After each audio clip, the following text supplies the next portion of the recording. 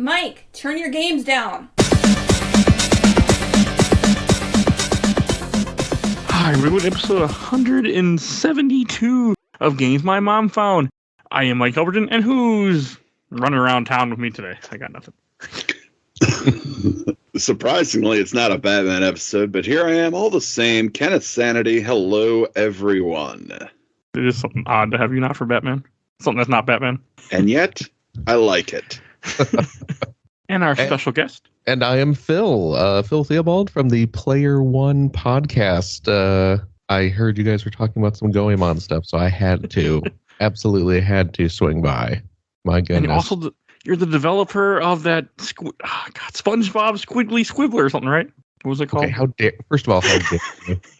I hear it every so often, but I can't remember the name of it.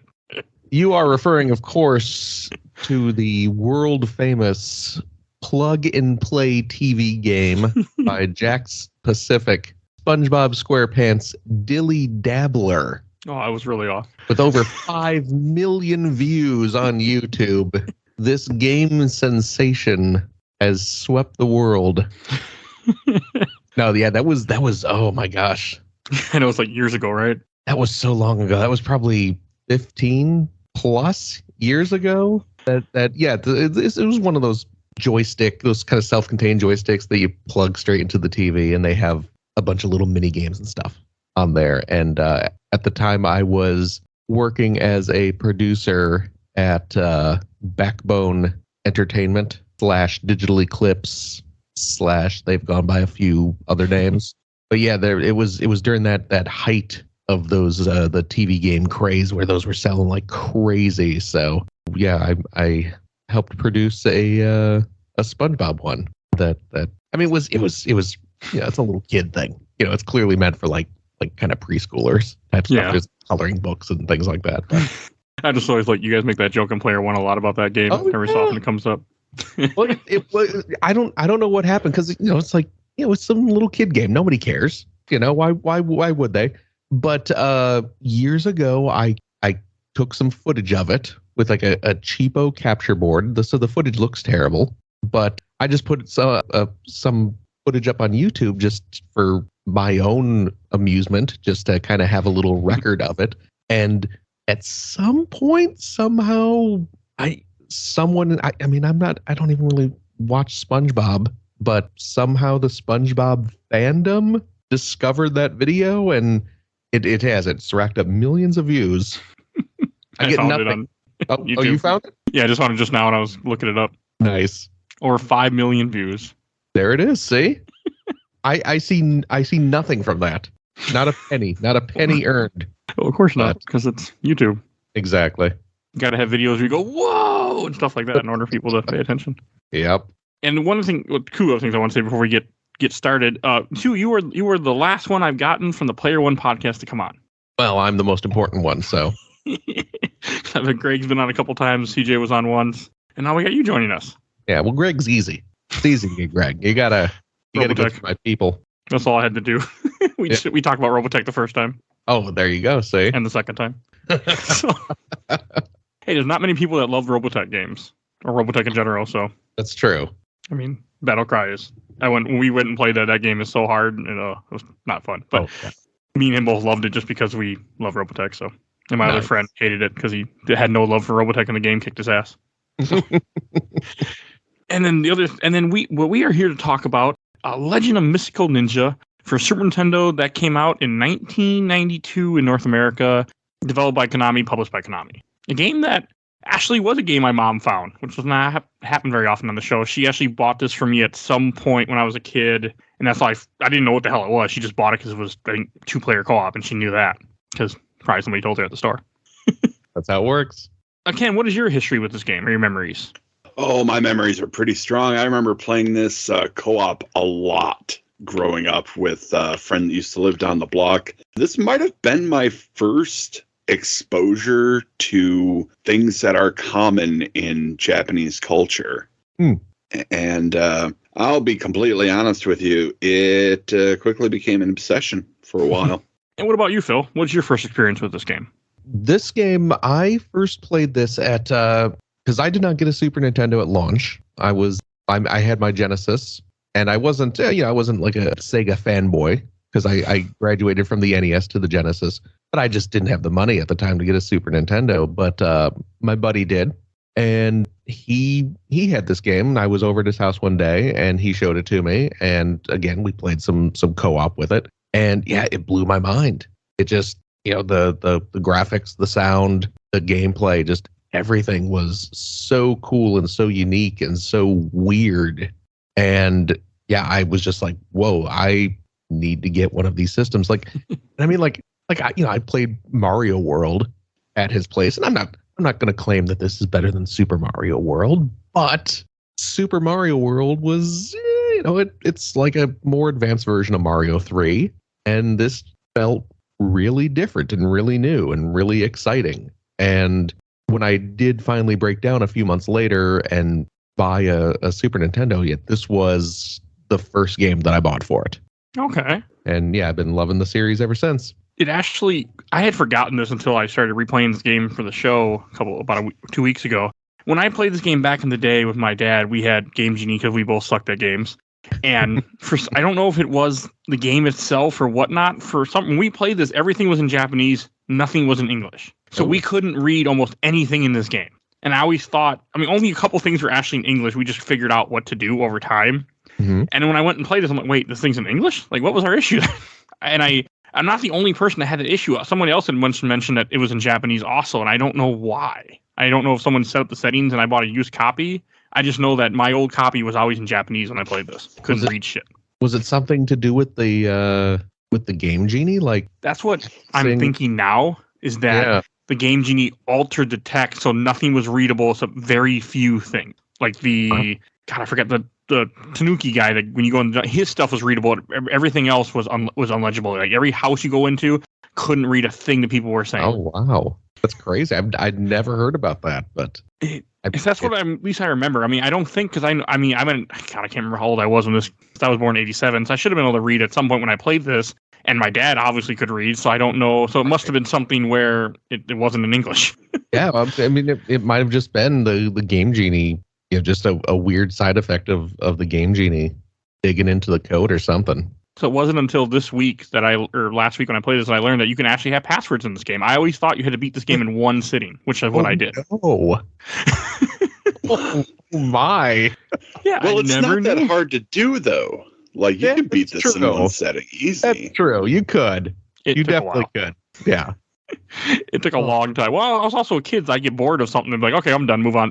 Go do something. Right. How could you get bored with this game? When you can't read it and you have no idea what you're doing, it's a little hard.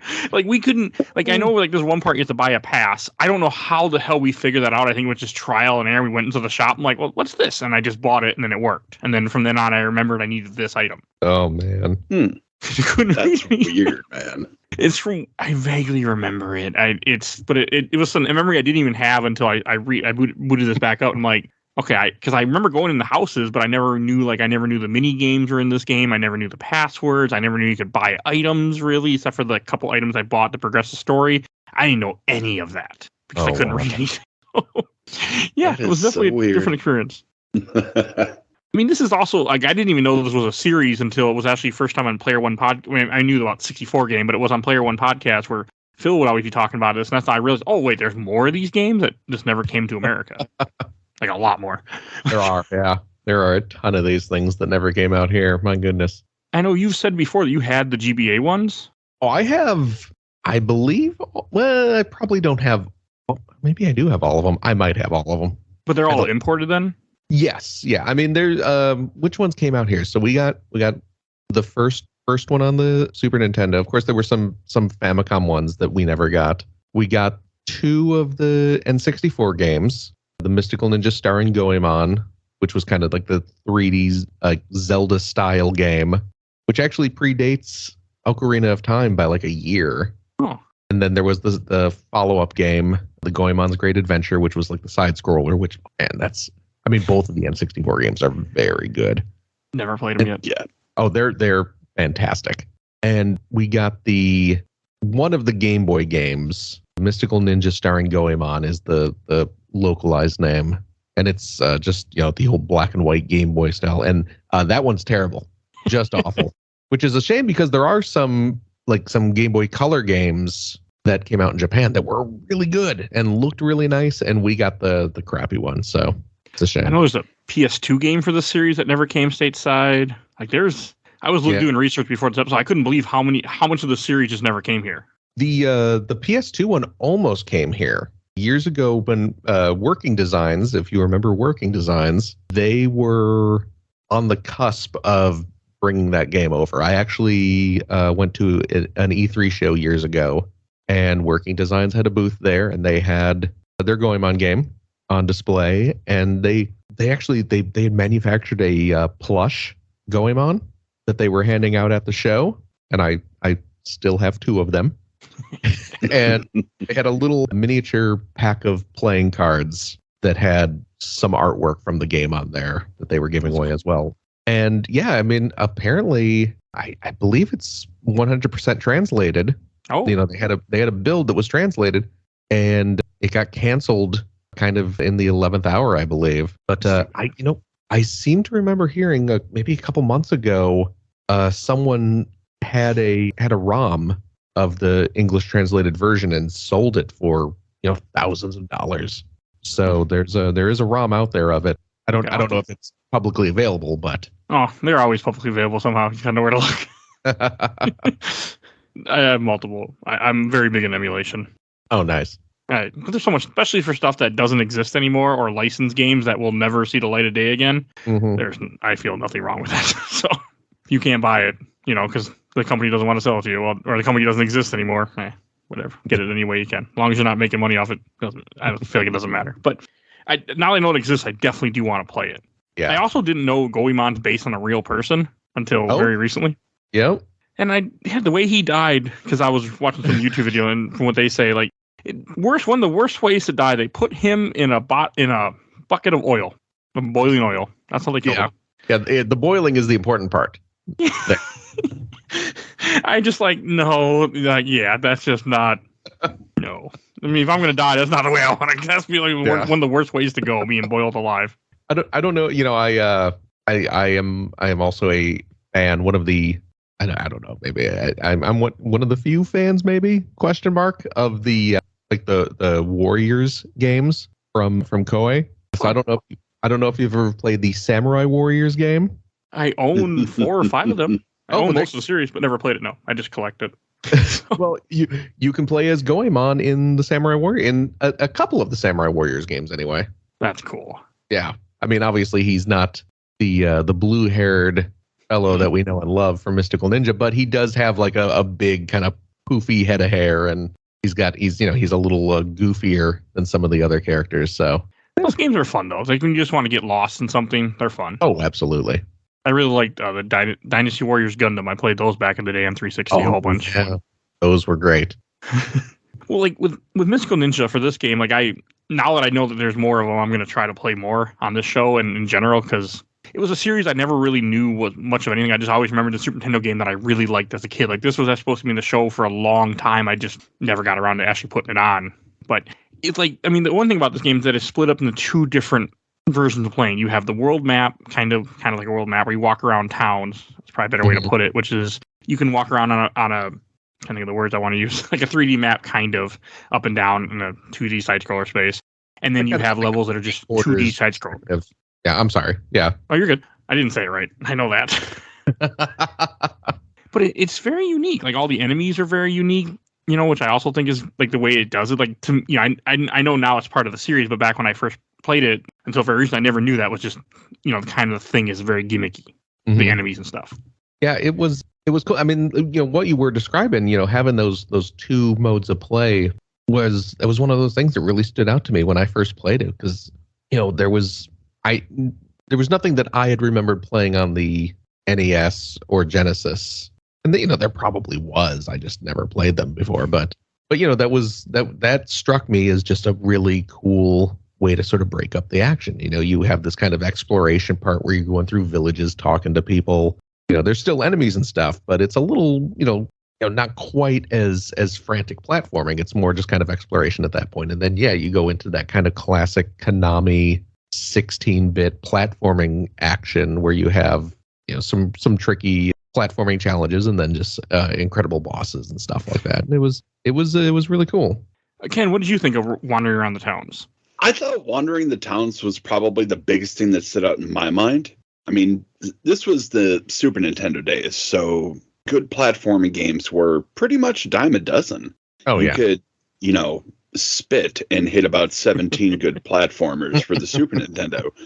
But the difference in the town where you are walking around on, like, it always reminded me of Streets of Rage, that kind of multiplanar movement, side-scrolling, but also, foreground, background.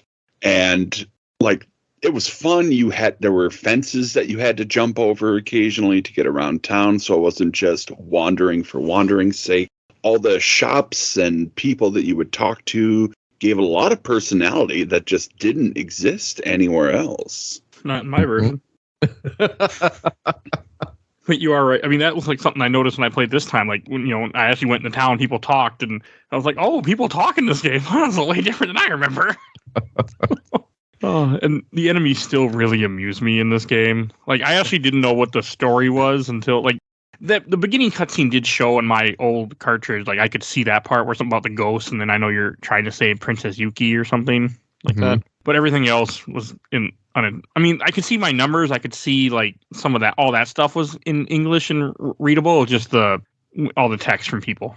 Yeah. It was so screwed up. I don't have my original. My cartridge I still at my parents' house, but now I really want to put the Game Genie and to see what it looks like nowadays. Because I'm curious. Yeah.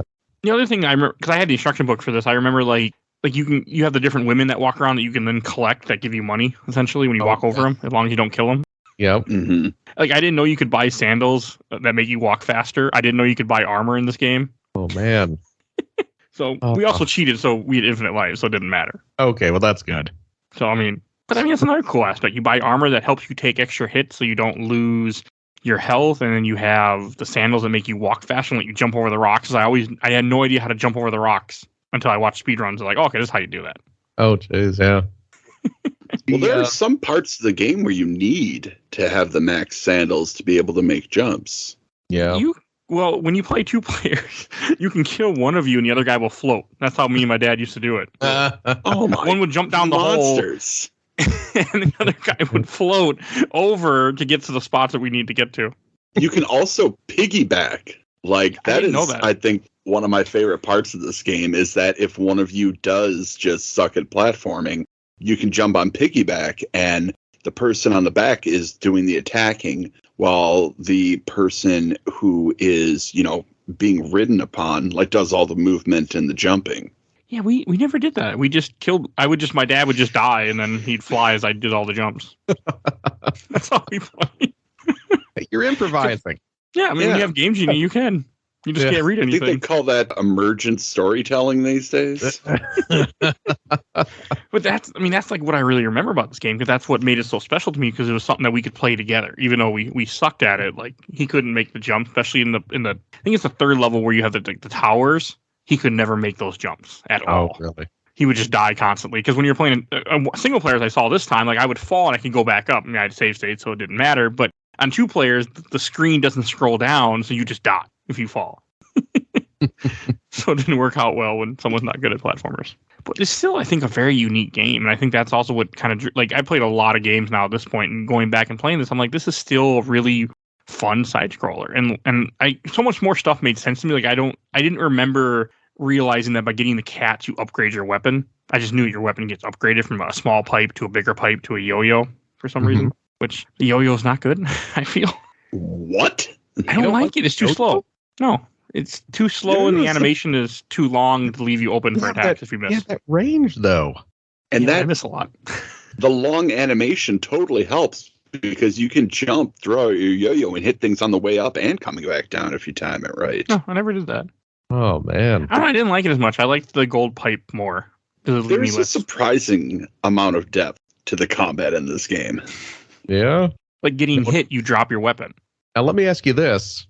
Since you weren't aware at the time that the cats upgraded your weapons, did you know you could throw your coins?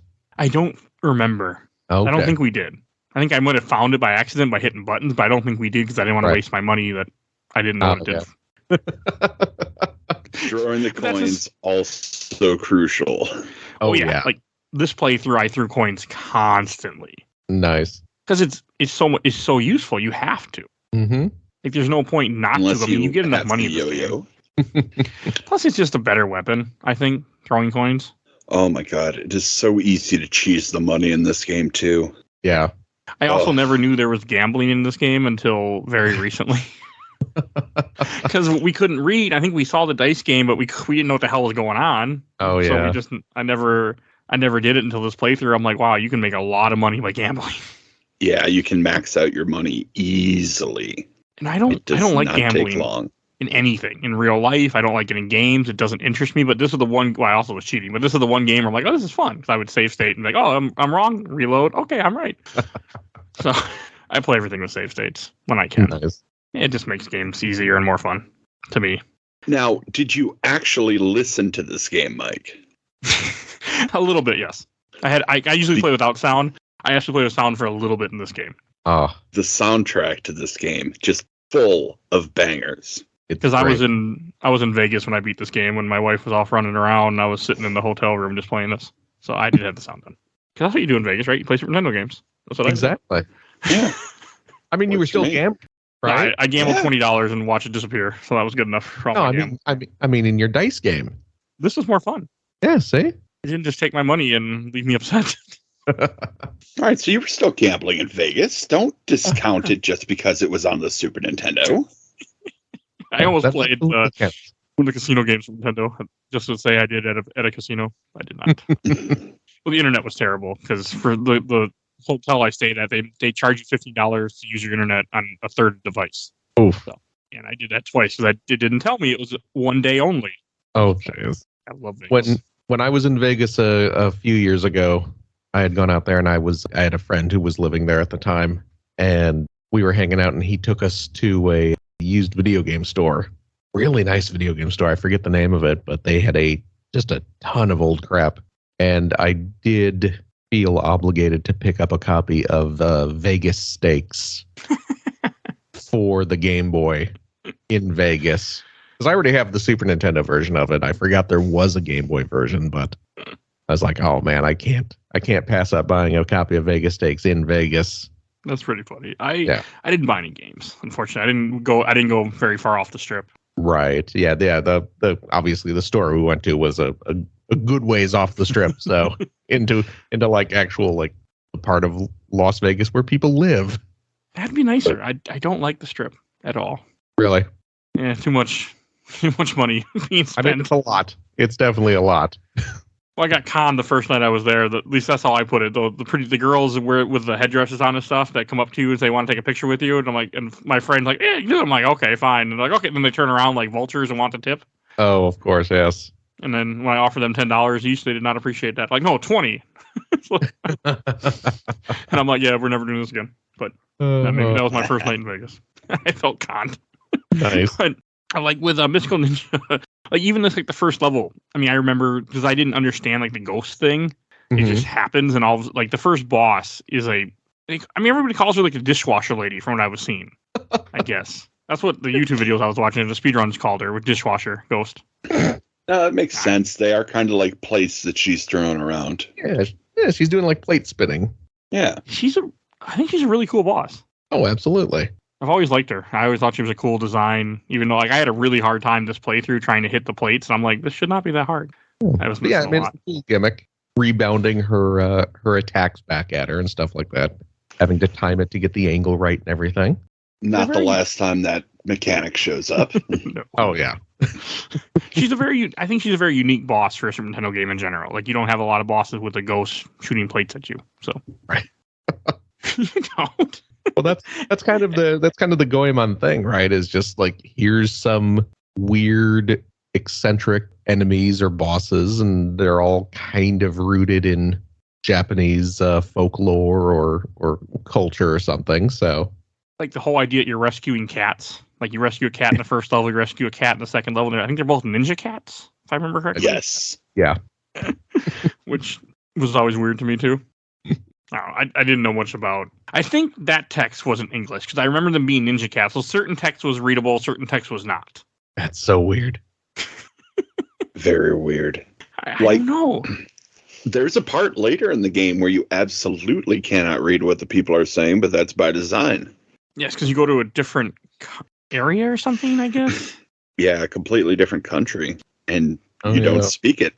I did. That is a cool aspect, though. When you have to go buy the book and things, like I did like that. And now that when I replay this game, like I like how you go in all these different towns and buildings, and you have like I've never played the mini game before, and like I still didn't really try them, but I saw that they're all there. Like you have the first level of Galaga you can play in one of the places. Oh man, now see that the mini games. Talking about what kind of got me into the game back when I first played it, that blew my mind because there are like a dozen mini games in this thing that you can play. Like just when you're in the town by going into different buildings and stuff, you'll meet, game masters or whatever. We'll just be, oh hey, come play a game. And yeah, there's like, the whole first stage of Gradius, which again at the time back in 1992 blew my mind. It's like, I'm playing this mystical ninja game and now I'm playing Gradius. Okay. And I love Gradius. And then you have like, the Arkanoid clones and the whack-a-mole and the 3D mazes that you're going through. Those terrified me as a kid. Really? I don't know why, but for some reason the 3D maze terrified me to where I never go in it. And even like this playthrough, I saw it and I never went in it. I didn't remember why. I'm like, I'm not going in there. And then I saw it and I'm like, I don't like that. I don't know what it is. It bothers me. It's just kind of claustrophobic feeling or something? I'm not sure. Like it wasn't even something that I thought subconsciously this playthrough. I was like, oh, I don't need to go in there. And then when I just saw a video of it, I'm like, I think I didn't like it when I was a kid.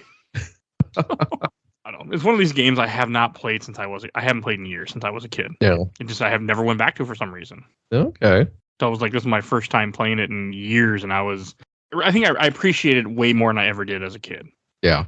And I actually understood the game now that I could read it, like the money and all that.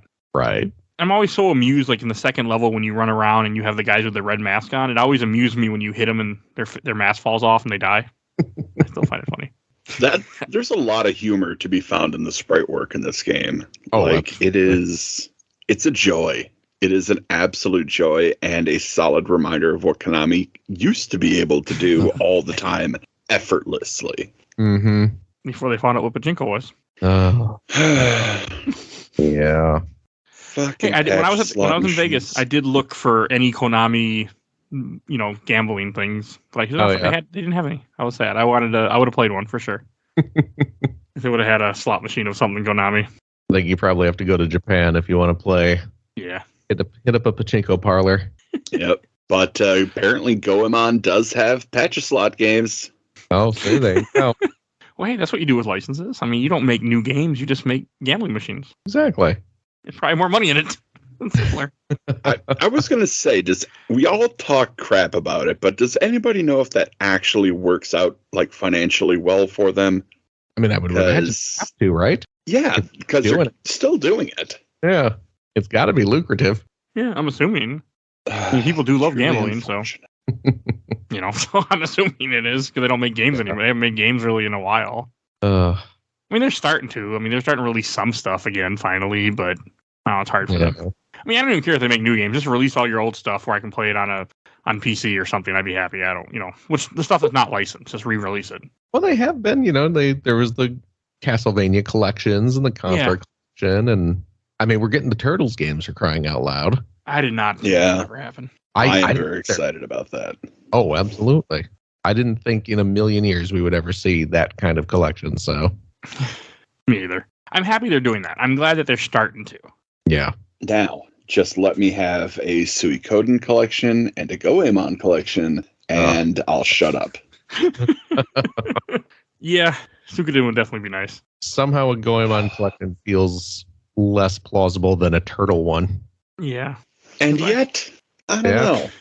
Well, the one thing that gives me hope is, I mean, this is obviously not Konami, but they did release that Kunio-kun collection where they took, what was it, like 15 or 20 Kunio-kun games that were never translated into English, and they translated them and then they released them over here. So maybe one day. It's possible. Yeah. And That is really what this reminds me of.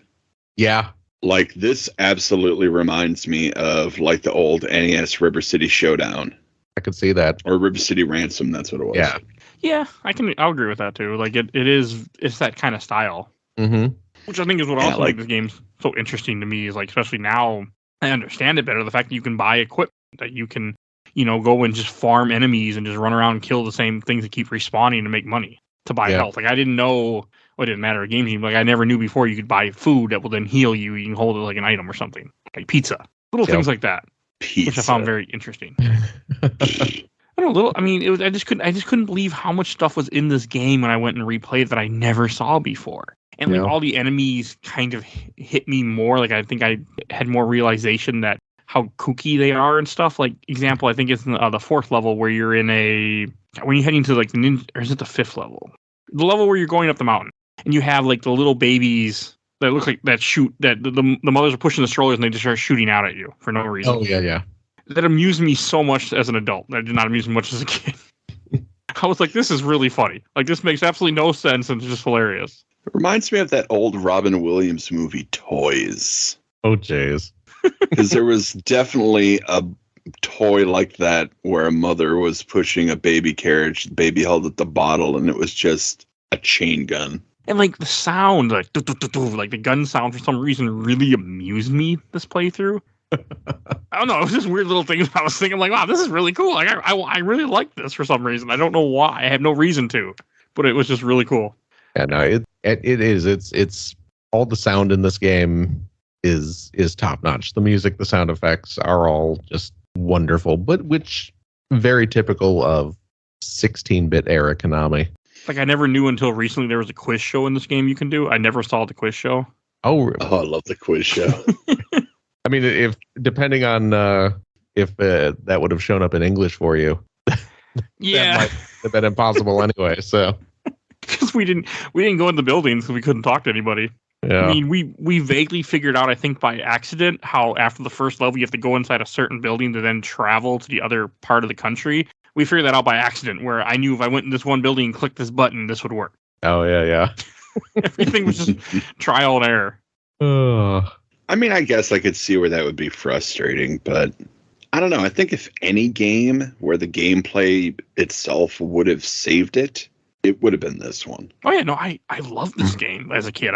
Me and my dad played it all the time, even though we couldn't read anything. I mean, we just figured it out over time because it was a 2-player co-op game. Yeah.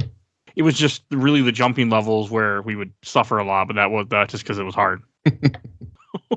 But they were still fun. Like, I mean, I had a blast playing this game. I had a blast with the boss fights, like the second boss fight, which is like a tiger thing with pinata. Looks like pinatas for some reason. Yeah, like the lantern. Lantern. That's a better word. That's the correct word. I like that fight. I still do. I think he's a really cool design. I guess he's supposed to be a sumo wrestler, which I never knew is what he's got that kind of like sumo stance that he's in.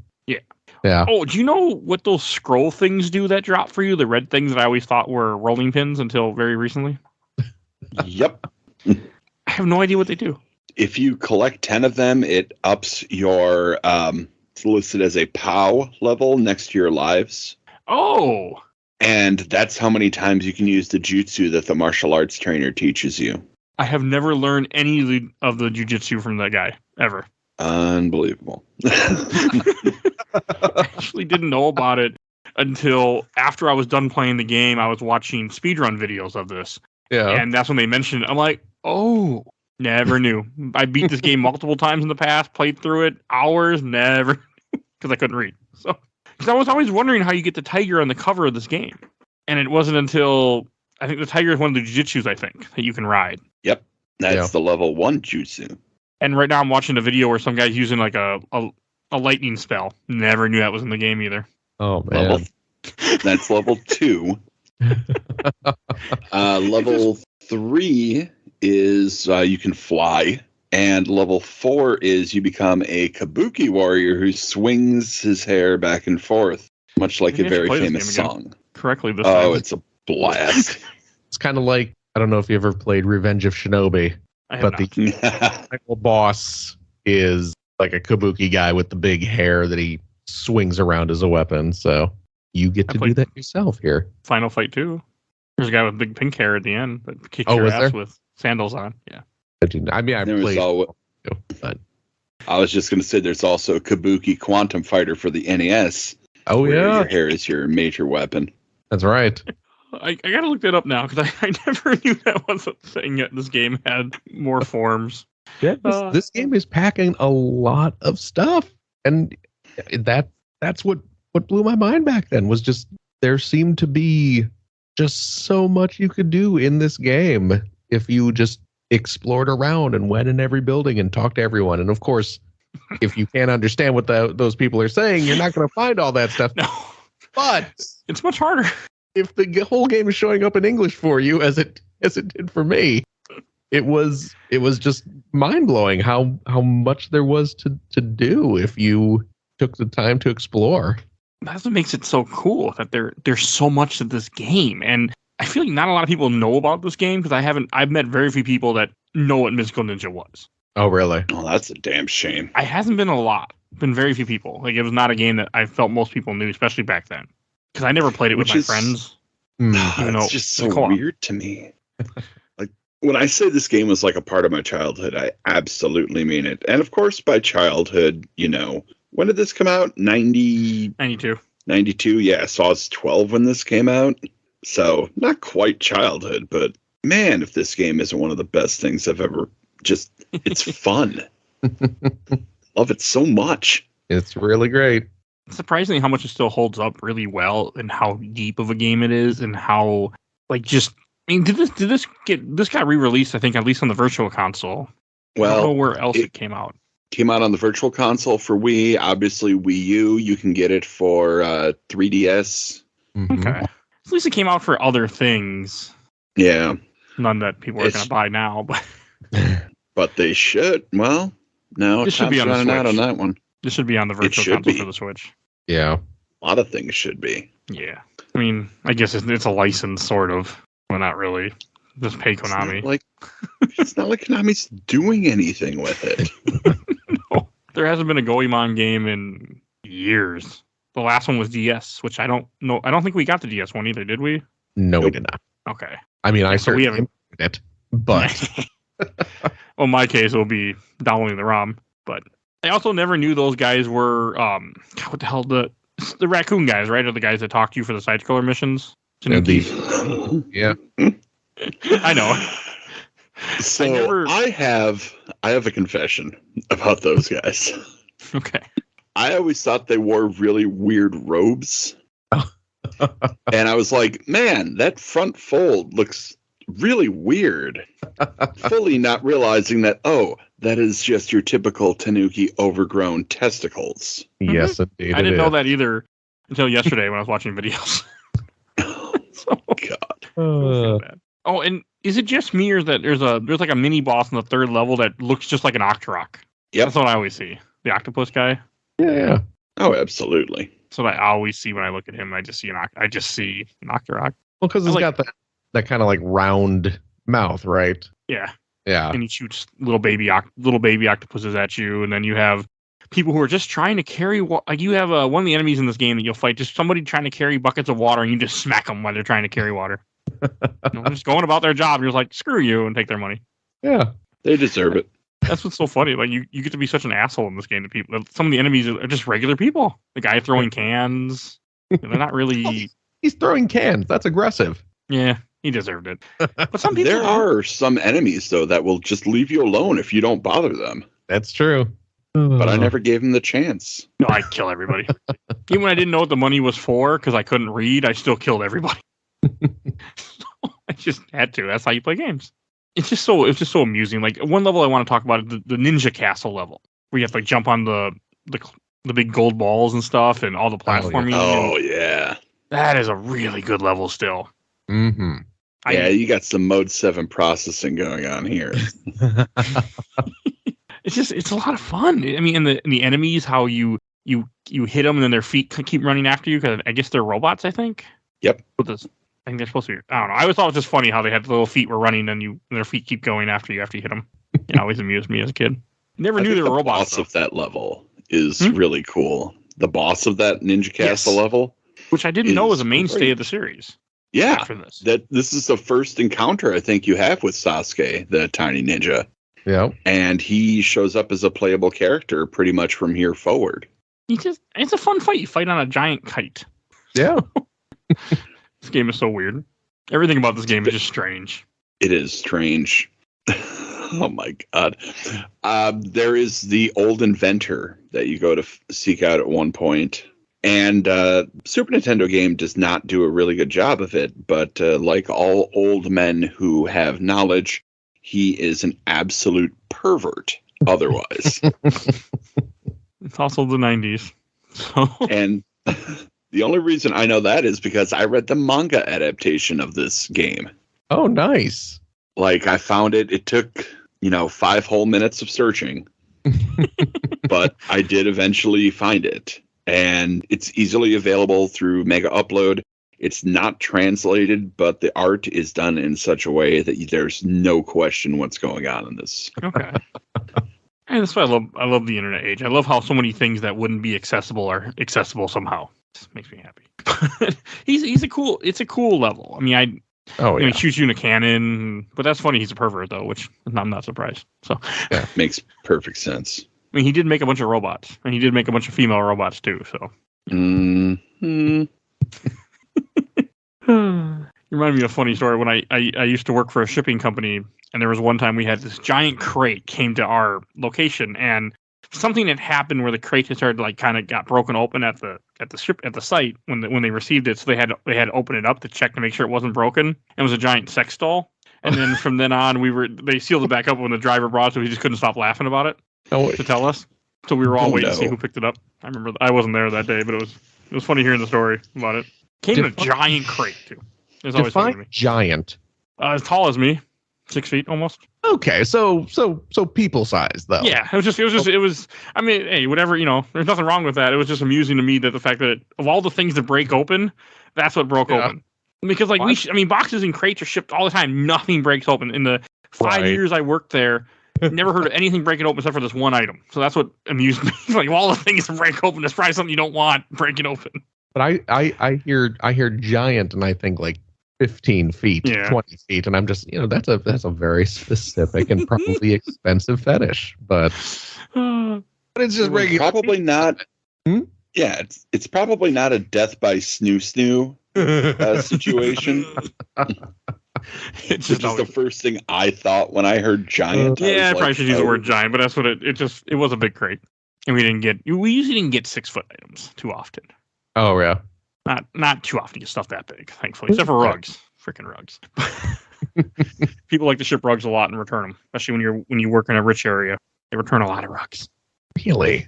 Yeah, I worked at a store in a decent in one of the higher class cities of the Twin Cities, and we always got rug returns all the time. Huh. So yeah, that's what rich people and every other of the high class cities I went to, always returning rugs. But in the poorer areas, they didn't return rugs. Just the richer areas. Okay. There's your fun fact you didn't ask for. What do you just get bored of the rug? Is the rug defective? People just buy the wrong rug that doesn't match, and then they just return it because they can't. Oh, okay, I see. Essentially, what it was. Not doing their research when they're rug shopping. Especially, when you got the money, why not? So yeah. Okay. I'll never understand it. Like, one of the other really amusing enemies in this game is you have a guy carrying a fish where you hit him, and then his fish comes after you. He tries to kill you. And yeah, the fish is mad. But he doesn't even do anything. He's just running around. Like, you can just avoid him completely. Yeah. He doesn't hunt you. He's just a guy walking around. And there's an old man that you go in one of the houses. He always looked like a baby to me. The thing on his head just reminded me like a baby bonnet. I don't know why, but that's what I always thought of as a kid. And then there's the one level you have to buy a pass to get through to the dungeon because you can't go to the mountain without this pass. And since I couldn't read, it was very hard to figure out. I don't know if it said to get a pass or we just randomly figured it out one day and bought it. I don't remember how we got past it, but I know we did finally get past it.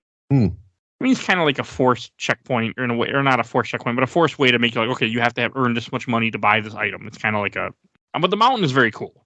I really enjoyed the mountain this time when I played it. Yeah. And the music was also really good. Like I said, I had sound sometimes. Hell with those monkeys, though. Oof. They look nice until they see you, and then they look all evil. Yeah, just a bunch of bastards. I really like the monkeys a lot. The face they make is just great with the teeth and everything. It's perfect. No, it's a really good level. And I guess that boss that you fight, he comes back in the later series. The guy you fight with the giant crate on his back. I forget his name. Oh, yeah. Yeah, the samurai guy. Who throws his toupee at you. That's his weapon. Mm-hmm. Again, like, this is a game that just makes it so silly. I also didn't realize how messed up the names kind of are, because in the American version, it's Kid Yang and Dr. Yang. Kid Ying and Dr. Yang, which are not Japanese or Chinese, but I thought that was fun. You know, whatever. Well, 90s kids wouldn't know how to pronounce Goemon or Ebsumaru, so they just went Chinese names instead. Like, what do people know? People know this. Okay. Give me a general Asia vibe. This was one of those games what I willingly took second player to, because Dr. Yang / Ebsumaru is the best character in this game. He's a really funny character. He just looks funny in the way he, like, when he dies, he has fans that float back up. Yep. Where Goemon has a cape to use to fly up. No, I thought that was just everything with him. Like, his weapon, Yang's weapon is a fan where Goemon has a pipe. Yep. I'm using little stuff. I don't know, buying that pass when you don't know when you can't read is really hard to figure out, though. I will say that. It took us a long time to figure that out. There was no game facts back then, so. No, not then. Let me tell you about a time before this thing you call the internet. Oh, I don't miss those days. I don't want to go back to days with no internet. No, thank you. I don't know.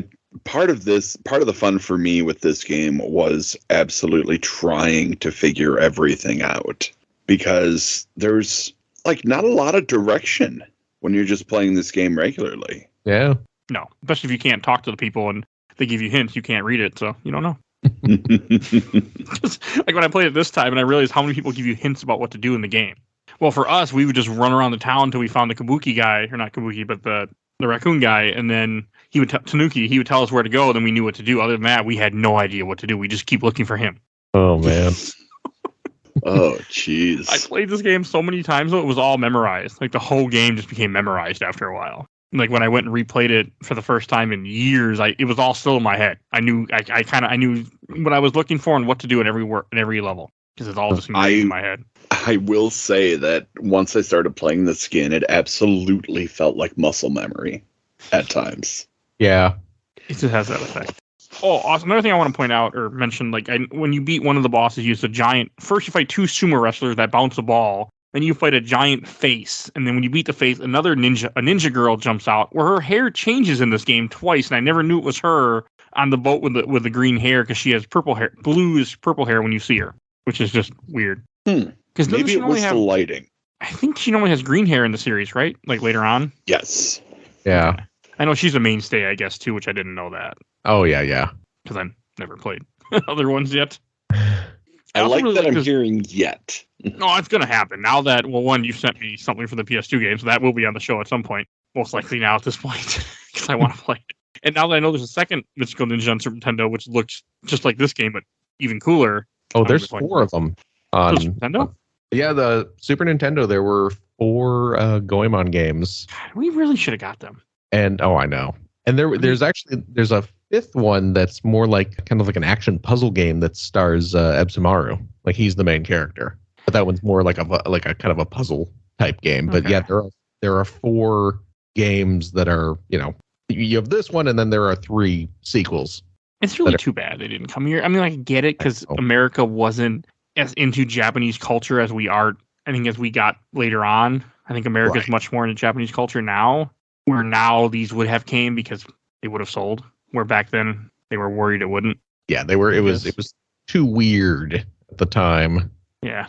Yeah, the whole like kind of anime and manga invasion that kind of started up sort of towards the late 90s hadn't really happened yet, so it was just too weird seeing cat ninjas and kabuki giants and things like that, so this is really too bad. Yeah. I mean, don't get me wrong, it's pretty damn weird. Well, of course. But we weren't ready. It is so joyful. Yeah. Well, it's such that mixture of modern in that era. Like, that's part of what makes this series special too. Yeah, oh yeah. It's, supposed to be set in like what, the 1500s or so. I think this is. Yeah, Or the like 80 period, and then you have clockwork robots and things like that. You have stuff that doesn't fit. Yeah. Like buying pizza in Japan. That's putting it charitably. No, I know. That's also an American thing that they added in the game because we wouldn't understand sushi, so they made it a pizza instead. Yeah. Which I thought was fun. It's not even sushi. It's jelly donuts. I really do like the level where you have to jump across a river where the water hurts you if you don't take the boat or use the platforms if you step in the water too much. Mm-hmm. That's a fun level. It's just, especially playing this playthrough, I thought was really cool. And then fighting a purple dragon at the end, I really like that too. I like dragons a lot. I mean, it's a simple fight, but it always looked so cool to me when I first got to him because it took us a lot of playthrough before me and my dad got to where this purple dragon was because we just would quit playing the game. Oh, really? Well, I would play for so long, and then we just like, okay, I'm done. We're going to go do something else now. And turn the game off. Oh, and you also didn't have the passwords. Yeah, so we couldn't continue. So. I mean, the first time I beat this game, we played it in one sitting in the morning, and I remember that day we were walking to the grocery store, and I was all excited that we just beat Mystical Ninja. Still remember that. Oh, that's great. Telling one of my neighbors who was like an 80-year-old man, yeah, we just beat this game. Like, I didn't know what the fuck I was talking about, I'm sure. But I remember I had to tell somebody. No, I figured the 80-year-old man in 1992 knew exactly what you were talking about. Oh, 100%. Yeah. Who didn't? He was just mad you were calling it by Mystical Ninja and not Ganbare Goemon. Yeah, he lived I just remember walking down the alley and he was sitting in his garage. Still in my head. That's awesome. Amazing. I mean, the bosses are very creative in this game, and then you have... I know the whole story is you trying to rescue Yuki. It isn't when you go to the other country where you have to buy this book, which is the other point in the game where it kind of make sure you have enough money to buy this item where you can't read the text. I don't think I could read the text anyway, but I don't know if I could or not because I figured out to hit the statue to progress through the game into the secret tunnel. But I don't know if it was the game told me or I just out of pure luck figured it out. I can't remember. I don't know what to do. I got to do something. Let's go. Well, I mean, yeah, we just ran around looking for the Tanuki. I mean, that's all I just remember that. That's all we did. Where can I find the damn Tanuki that I know leads to the other part of the game? I also didn't know until very recently that when you buy or when you find those elephants, that the elephants are checkpoints, the gold elephant statues. Ah, yes.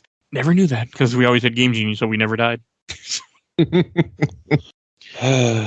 As you might have learned, it's something I've been doing all my whole life is cheating at video games. Or as Ninja would say, I'm cheating myself. I love making that joke every time it comes up. But I mean, that's how I play games. No, I think the last couple dungeons are also really interesting. When you break open that statue and you're in it reminded me of Super Mario World type where you're on a little train cart thing or mine cart. Oh yeah. With lava in the background. Yep. Very cool. Yeah, that kind of multi-segmented cart that's on rails and you gotta jump off at the right time and that sort of thing. Yeah, it's fun still. Oh yeah. It would be a while before Donkey Kong perfected the minecart level. It's also the only level that really has the only real enemies that actually make sense in this game, which are the guys that have the mask on that are part of the gang that your clan that you're trying to stop this whole time. Oh, the carpenters that are just there? Partly because you're on top of the roof. Looks like they're trying to build it and they're throwing hammers at you, but they do have masks on.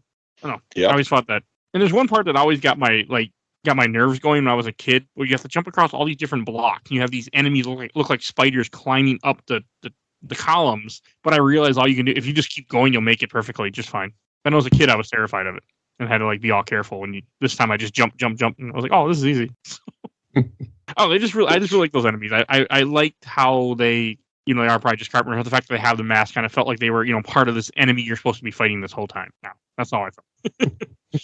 And this is when you fight the lifesaver boss I want to talk about. Oh, yes. It's just lifesaver plus it always reminded me of that kid's toy with the different circles colors that you put on the for a baby toy. That's what it always reminded me of too. Yeah, the little stacked rings. Yeah. Yeah. It's just there. You just jump on the different blocks as he shoots them back and forth, and then you hit his head and continue the process till he dies. It's still fun. Oh yeah. Super Nintendo charm. Is he part of the gang then? Or the clan that you're trying to go after, I'm assuming? Let's say. Because after you beat him, that's when you rescue Princess Yuki finally. Yeah. when you beat him in his second form, where he has a body, and it's kind of a weird fight. Oh, the Weeble fight? Okay. I guess you can kill that fight in 2 hits, I found out by watching speedruns. You just hit him with 2 coins in the right angle, and he's dead. Really? Yeah. You really just got to tip him over, pretty much. Yeah. Oh, okay. I love watching awesome games done quick speedrun because they explain so much about a game that I never would have picked up on. So that's why I always try to watch those before I do these recordings, because then I learn stuff you would never know otherwise, except for people who spend way too much time on one game. Phil, you ever tried speedrunning anything? I am not a speedrunner at all. No, absolutely not. I that would drive me buggy trying to play a game that much and that intensively.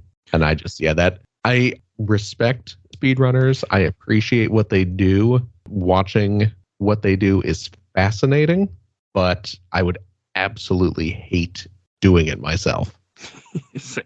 I couldn't do it. I interviewed a guy who is I think still currently the world record holder for Final Fantasy 9 any percent, and just it's an 8-hour run when you start it. Like, yeah, no, thank you. It's crazy. In the game for 8 hours, you make you have like a bad screw up in the first 2 hours. Okay, we're done. Restart. Like, no, thank you. It's just too much to keep track of. Oh yeah, it's insane what they know when you talk to people who do that. Like all the little things that are in their head about a game. Yeah. And another thing about Mystical Ninja, like when you get to near the end after you rescue Yuki, you bring her back, I guess, to her, you think is her father, and then they turns out that they put on masks or however, and then you get thrown in jail because you have to in a game. This part is amusing me. It really does amuse me how you end up in jail and then luckily they don't make you wait like a lot of games I felt would. They just have the girl come and break you out of prison right away. Oh yeah. Again, I don't know how we figured this out part because I couldn't read anything. But somehow we figured out to go in the right cell, talk to the king, and then break the wall open in our cell. I don't know how I figured that out. It's a lot of things where I don't remember how I knew it, but I don't remember how we knew it. Back in the day, we were trained in a video game. If you don't know what to do, you just run and you jump into everything or you hit everything. And you will find a secret door or a little like hidden warp area or something. I blame Castlevania. If it wasn't for Wall Chicken, I probably never would have started doing that in games. And it's when you're in the dungeon, which I thought was weird how everybody has their own very nice little private cells that they're all in. But it has the only enemy that really makes sense. You have guards with guns that are trying to shoot you. Like, this is the only enemy that really makes sense in this game. Because nothing else makes sense. I don't know. I just found it funny when you go in there now. Like, I was talking to each person. They're like, I was kidnapped. I was, this and that. I'm just like, oh, yeah, it's so nice to be able to read now. You have to find the real king to tell you that there's a hidden door that you can't find until you... And he's the only person tied up. Everybody else is just in a cell, but he's actually tied up for some reason. Because he's the king. Yeah. Yeah, most enemies just don't make any sense. And those guys did. I'm like, yeah, you have a gun. You're trying to shoot me. And this makes perfect sense. I mean, you're awful at shooting me, but whatever. But you're trying. There's also a shop too in the jail, which amused me when I found it. Perfect. So I think there's a shop in jail. Maybe I'm looking at the wrong clip. No, there is. Okay, I thought that's kind of funny. Like, hey, we'll let you open up shop, but it's a video game, so why not? Hey, man, there's always an underground black market in every jail or prison piece of media ever existed. So does Arkham have a shop? No. That you know of. Yeah, that's true. Yeah, maybe I just didn't have enough walls. And then I was always amused by the last level too, where you're running around on top of roofs, getting chased by guys with cans, which amused me for some reason as a kid, and still did this time. I remember as you go up through this level, you end up having to climb up a ladder and you go up into the sky and you have to jump on clouds and stuff. And the first time I did that, I thought that was so cool. Oh, that ladder was so long. I expected Snake Eaters to start playing. This is long before that. Playing it through this time, though. Yeah, I didn't think about that. And then you have a boss gauntlet, because why not? Of course. I don't like boss gauntlets. I love Mega Man games, but I do not like having to do refights ever. Yeah, boss rushes are always just kind of a cheap way to extend the gameplay at the end of the game. Yeah, and so many games did it at this time. Yeah, and Mega Man never stopped. It's only 2 of them though. It's just the lantern and the big head, right? Oh, never mind. Yeah, you're right. That's it. Yeah. I don't like the big head. And then you fight the final boss, which when I first got to him, we couldn't figure out what to do, me and my dad, because we kept hitting him and we didn't. I don't remember how, but somehow we figured out to hit the arrows at him, and that hurt him. Yep. Just like the plate spinning ghost. I don't remember. I really like that fight though too. I like it where you come into this giant soldier guy on a lion that shoots arrows at you, and you bounce arrows into his face of the lion. Yeah, it's a cool fight. It's hard though. Yeah, it can be. It was hard when I first got but there. if you have the yo-yo, it's super easy.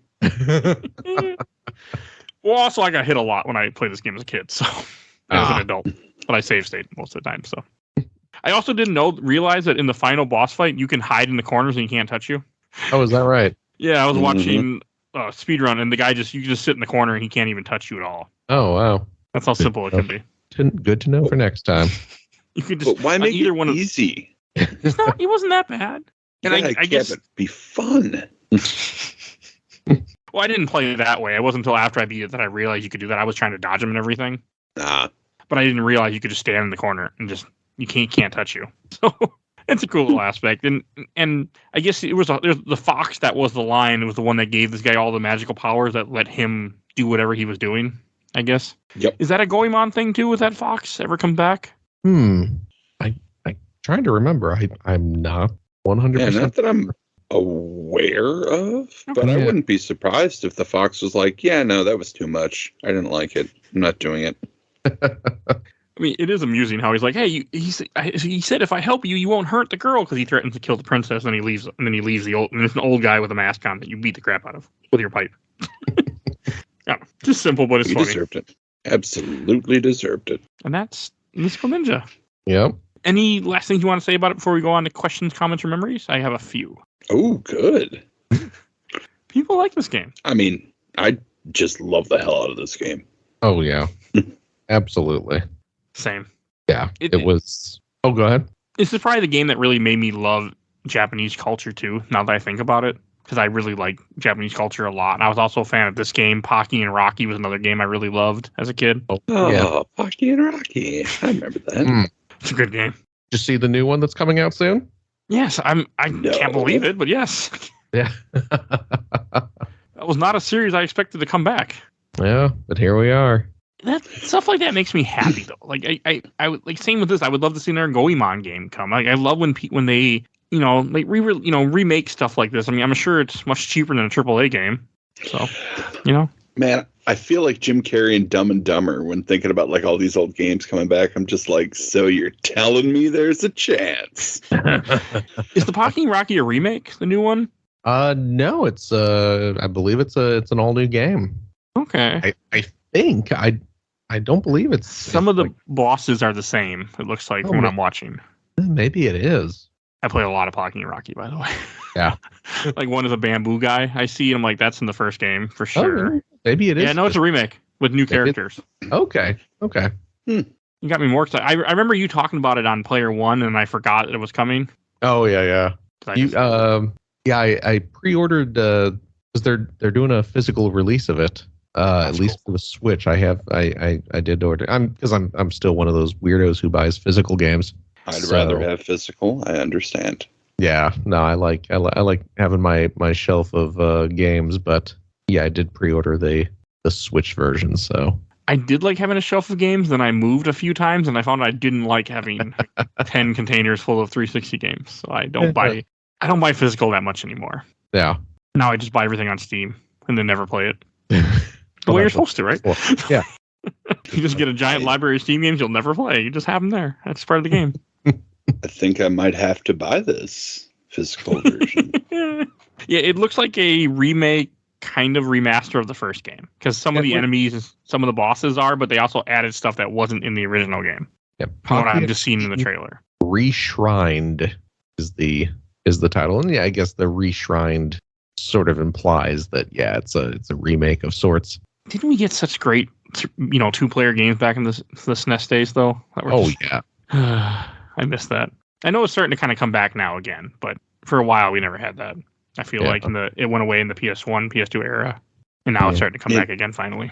Yeah, now that people are realizing that, hey, just because it's 2D doesn't mean it can't be a good time. 2D games are really good. And that, like, with Mystical Ninja, like, that was another thing kind of surprised me. It's just like, because I had never played a single player again, it was still a lot of fun just playing it single player. Yeah. Still It's even more fun playing multiplayer. Yeah.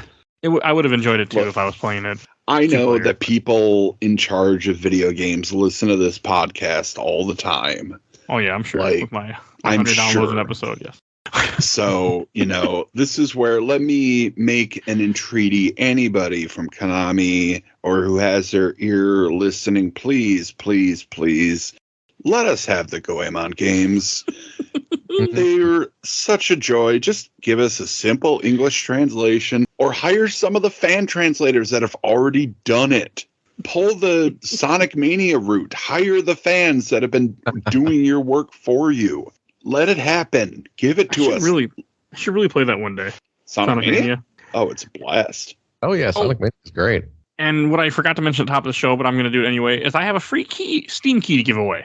Oh. I have a key for Undertale because my dumbass forgot I owned Undertale on Steam and went and rebought it. Then went, oh shit, I already own it. So now I have a key to give away. So smooth.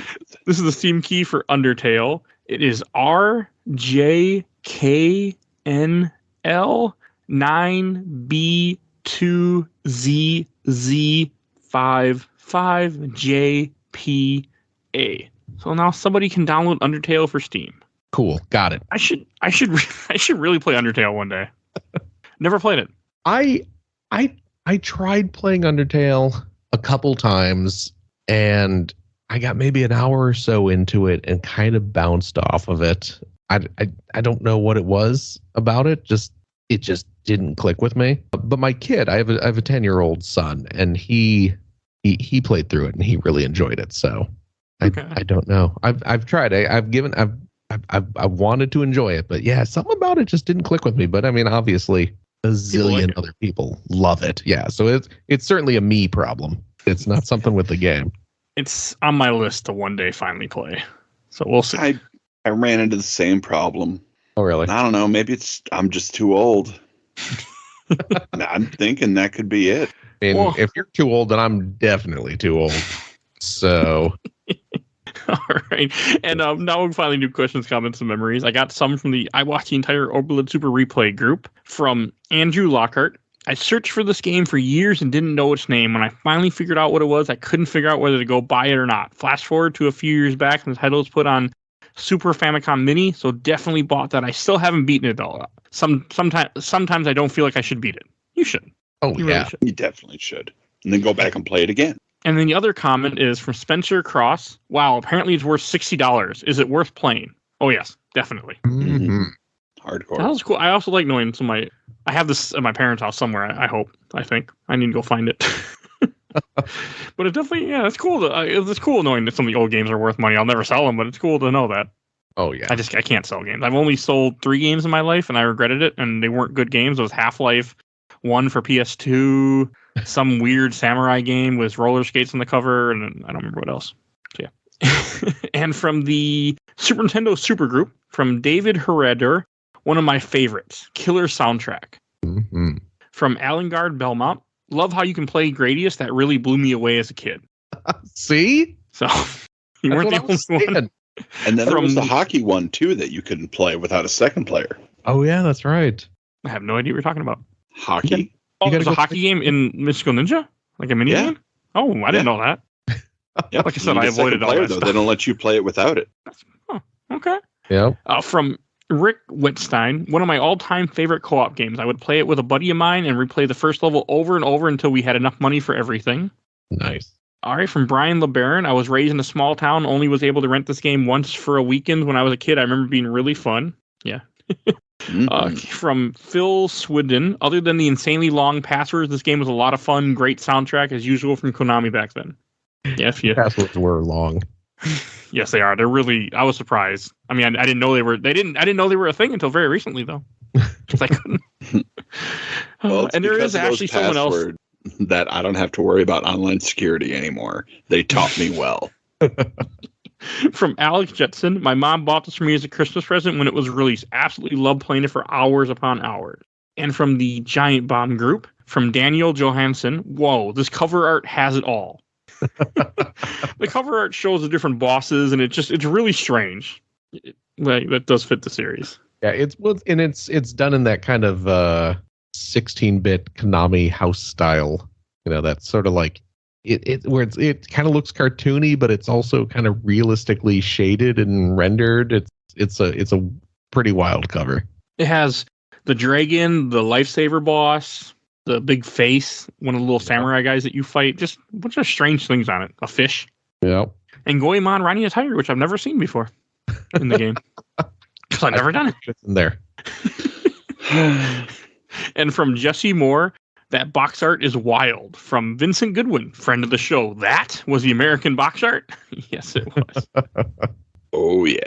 And it was fantastic. Yes, indeed. Okay, I'm trying to find here's another. There's one comment where somebody had said that they had the same problem I had, where they couldn't read the game. Oh, here it is. From Nick Turner. A kid at my elementary school sold me a copy of this game he found while dumpster diving for $20. I took him up on the offer despite not owning a SNES at the time. The language in the game was set to Japanese, and I never found out how to change it because I only had limited time to play at friends' houses. It was still a blast, though. So someone else had the same problem I had. Wow. But I think mine was from the Game Genie corrupting it or something where it made it like that. That's so weird. From Carrie Chandler, friend of the show. I love that game. Never knew it was part of a series until a few years ago when Retronauts talked about it. I didn't know it was a series till Phil talked about it. So, that's what turned me on to finding out that this was actually a big series. I just knew the N64 game. And that was it. And I didn't even know there were 2 64 games either. I only thought there was one.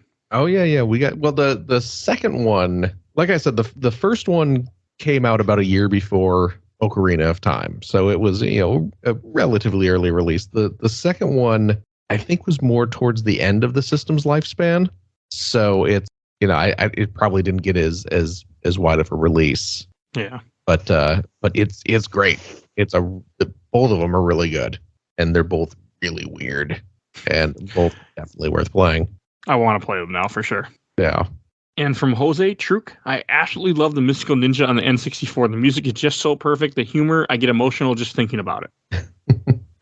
And last one I'm going to read from Vincent Goodwin, friend of the show. I was not aware of the series until the Nintendo 64. Nintendo Power covered both its US games. I didn't think much of it until I played the GBA Konami Crazy Racers and saw Goemon in it that I realized he was a much bigger character than I realized. Oh, yeah, that's right. Yeah, you can play as Goemon in Crazy Racers. I'm glad that he, I was doing research for this episode. I realized Goemon is in so many different things in Japan. Like he's really a character, unlike here. We don't have much for him. Super popular. Mm-hmm. Still too bad that it doesn't happen anymore. If memory serves correctly, I think you can unlock Goemon's outfit as one of the Mii fighters in Smash Brothers. Yes. Wow, that's cool. That is absolutely true. Yeah, it's like I think it's a DLC, right? I think so. I think it's one of the Fighters Pass. Yeah. It's still cool though. Yeah, you can get the little Mii outfit to play as a little Goemon cosplay. Plus, he's such a historical figure for Japan. So yes. Yeah, like honorable thief, pretty much, right? Yeah, who stole from the rich. He was Robin Hood essentially, and gave what he didn't need to the poor. And then he tried to assassinate somebody and failed, and they put him in boiling oil instead with his son. They put his son in the boiling oil with him, too. Oh, yeah, that's right. And I guess the tale is that he held his son above the oil until he died, and then his son was saved. One of the stories was they put mercy on his son for what he did. Aww.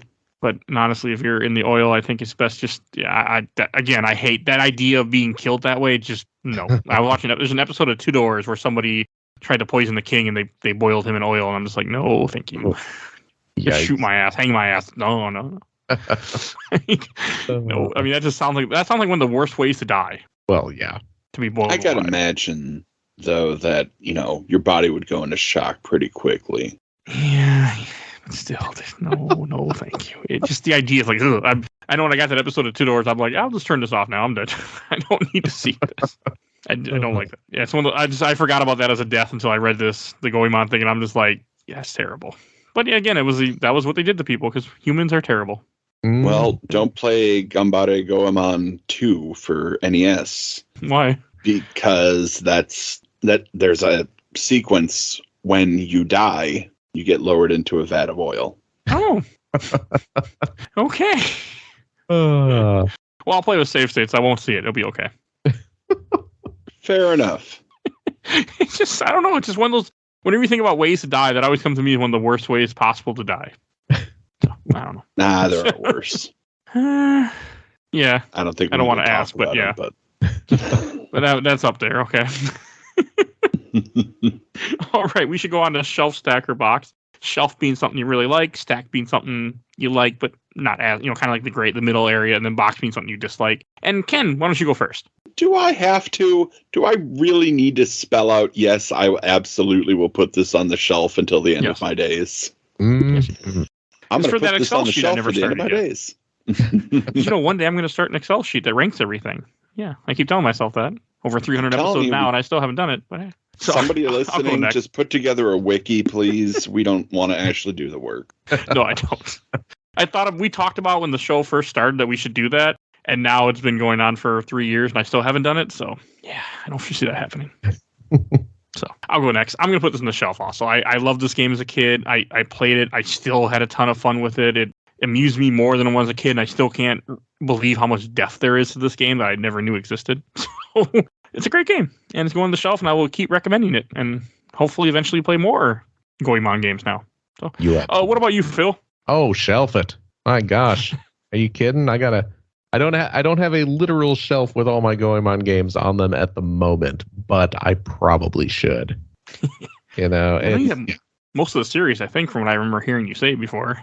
Yeah, I mean, well, you know what? When I went to Japan years ago for Tokyo Game Show, and that was my first time over there, and I went nuts at game stores. And yeah, one of my goals while I was over there was to buy any Goemon game I came across, and I ended up getting there's four Famicom games, I believe, and I got I got all the Super Famicom games. I picked up a couple of the PlayStation games that came out over there. So yeah, I came home with a lot of Goemon games, and any ones that came out since then, I imported the GBA games and the DS game and stuff like that. So I love it. I love it. I just found out there's I think Game Boy Color RPGs or something, turn style based, which I really want to play now at some point. Yeah, well, and of the original Famicom, two of the original Famicom games are kind of the more traditional, what we expect a Goemon game to be, and then the other two are traditional RPGs as well. So that's so cool. Now, have you played the very first Goemon game, which was the arcade game? I have not. I saw it. Are you talking about Mr. Goemon? I am, of course, referring to Mr. Goemon, which is available as in the Arcade Archive series. So you can get it on Switch or PlayStation. That's cool. Yeah.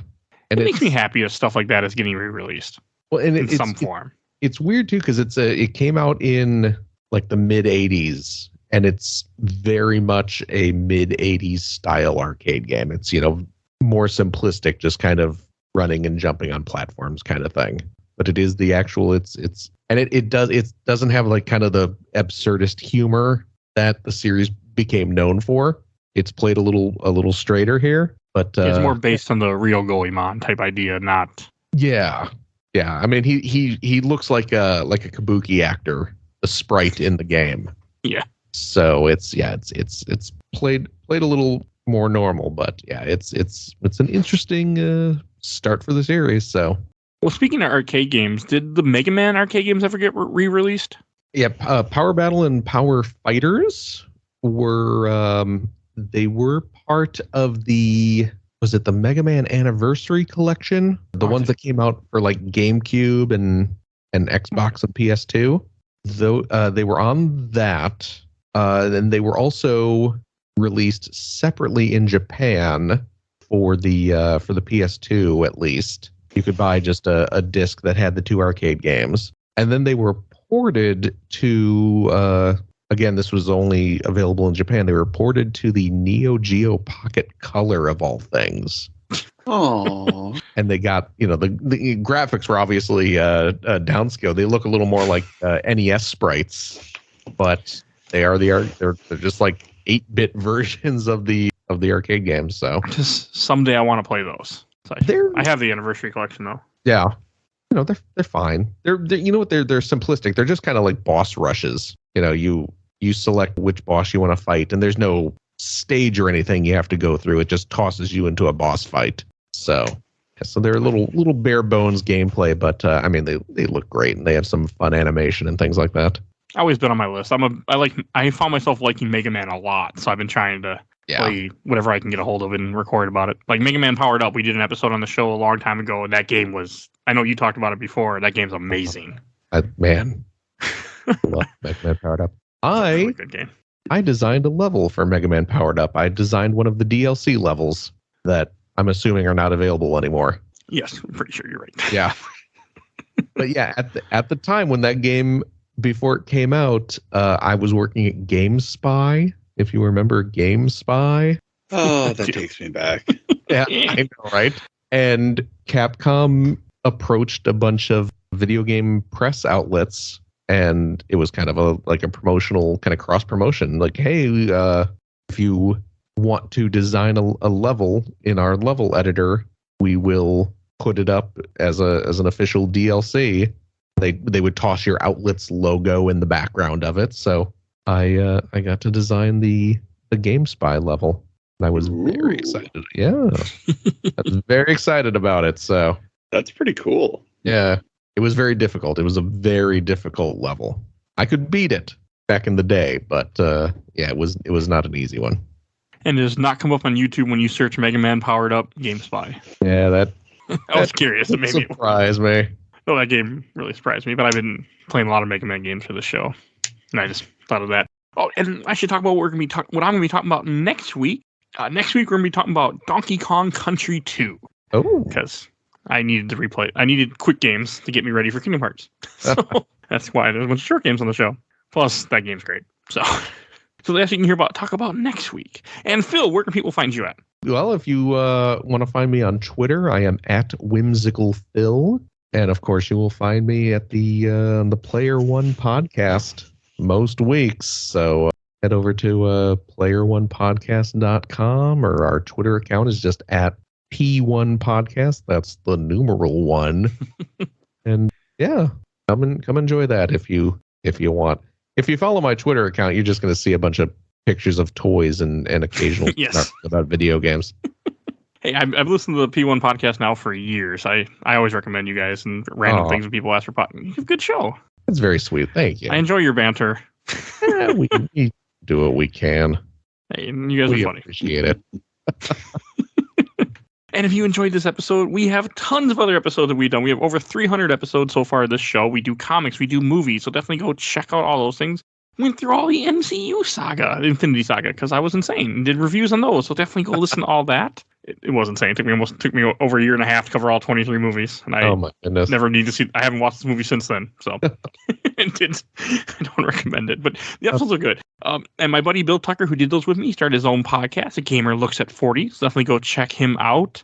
And I want to give a shout out to my awesome intro and outro, courtesy of Helena at Hell Has Free. You can follow her on TikTok. And we have a Patreon. If you want to support the show for a little $1, you can go vote in our Patreon. We currently have a poll for a Star Wars movie to cover. So definitely go check that out. A little $1, you can vote and help shape the show.